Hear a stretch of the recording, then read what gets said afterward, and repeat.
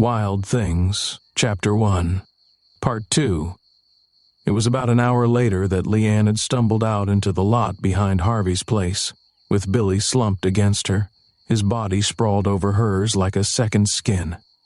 She had lugged him through the strangling heat of bodies packed into the shack bar like sardines, all the way to the exit, where they'd stumbled out into the blessedly cooler night. She took a moment to savor it, the way the air chilled the line of sweat over her brow and the trail trickling down between her breasts. Just a quick minute to savor the shy breeze. That was like a sprawl of soothing liquid pouring over her lungs, cooling and catching her breath. Then she hoisted Billy and aimed them both for the cluster of cars sitting out back. Adeline was meant to be there, waiting by her fiancé's Chevy pickup, a rusted heap that coughed and sputtered, polluting the crisp night with the foul scent of diesel. Lee's eyes danced over the sparse selection of people idly lingering out back, searching for signs of her cousin. When her gaze came up empty, she sighed, knowingly, and sat Billy against a side of the bar, between a set of abandoned crates and a barrel stool. She marched over to the truck and found Adeline still in the driver's seat, gripping the wheel to keep her hands steady. The rest of her was shaking like a leaf. "I told you, Lee, this was a bad idea," Della said in a panicked whisper. Despite the steady breeze, she was sweating too. It left a sheen over her mahogany skin, made her glow in the moonlight, a diamond amongst a pile of tin in a dust heap. Della bit down on a corner of her lip, her almond-shaped brown eyes becoming big and round with pleading.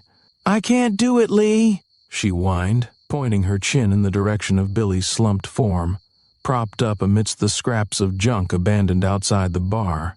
A few nosy bystanders were starting to congregate round him, pointing and cackling, shaming him for failing to hold his liquor. Lee poked her head further into the driver's window and saw that Della's legs were trembling more than the rest of her.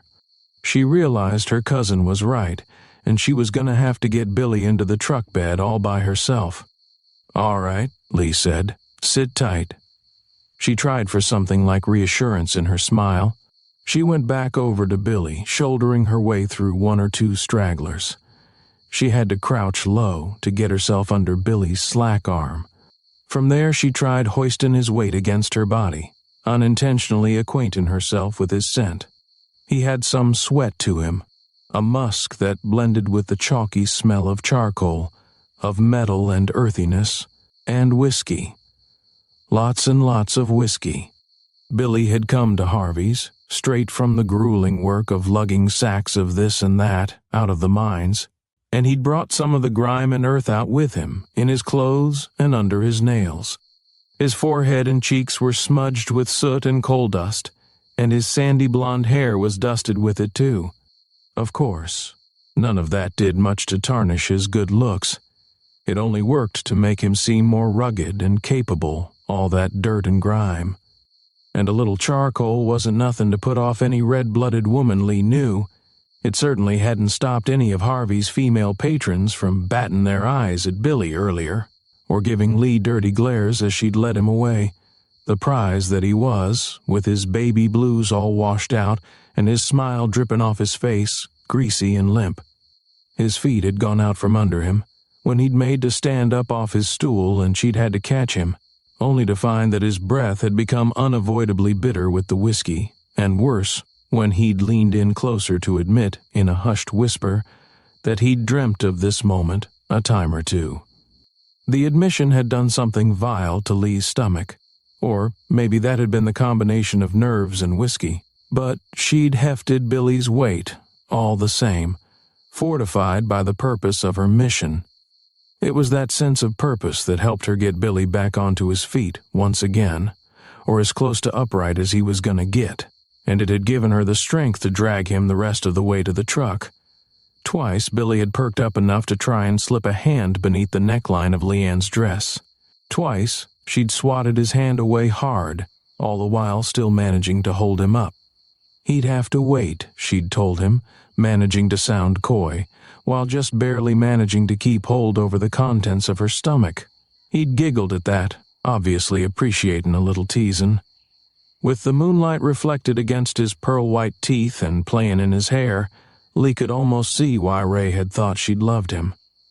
Billy Madison was beautiful, with a strong dimpled chin and soft pouty lips, almost feminine in their fullness. Clearly the Lord had seen fit to give to Billy with both hands. So far as his looks, that is. And all that laboring in the mines hadn't done too bad by him either. With his body pressed against hers, Lee could feel that he was solid and favorably built, a body what was practically made for sinning. When they'd finally reached the truck, Billy let out a long, sharp whistle, having spotted Adeline sitting behind the wheel. He'd never been with sisters before, he'd admitted, and though they weren't technically sisters, he clearly hadn't found any use in splitting hairs. Hot damn. Just wait until he told his buddy Merv about this. Merv was always telling stories about that sort of thing. But Billy was sure he hadn't ever actually had two women at once, if he'd had one at all. But oh boy, his friend was going to have a fit. Learning that Billy'd had the real thing, Billy whooped and hollered, planting a sloppy wet kiss on Leanne's cheek. She didn't have a hand free to wipe it away, but maybe that was for the best. Thanks for listening to this excerpt from Wild Things.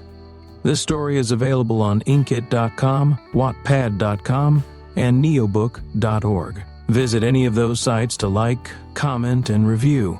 Add Wild Things to your reading list to receive notification of upcoming chapters and to learn what happens next.